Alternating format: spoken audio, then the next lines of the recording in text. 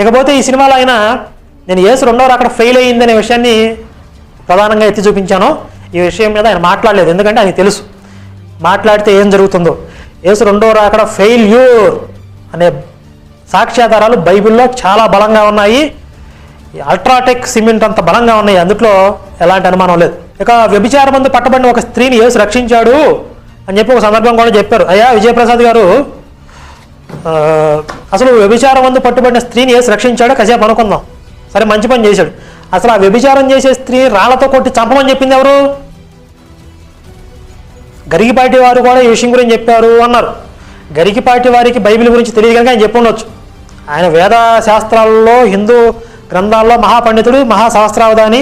గరికిపాటి వారు మహాప్రజ్ఞ ఆయనకి ఉంది, కానీ బైబిల్ గురించి ఆయనకి పూర్తి సమాచారం ఉండకపోవచ్చు. అందువల్ల ఒక వ్యభిచారంలో పట్టుబడిన స్త్రీని యేసు రక్షించాడు, మహనీయుడు అని చెప్పి ఆయనకి అనిపించిన విషయం చెప్పారు. మరి మీరు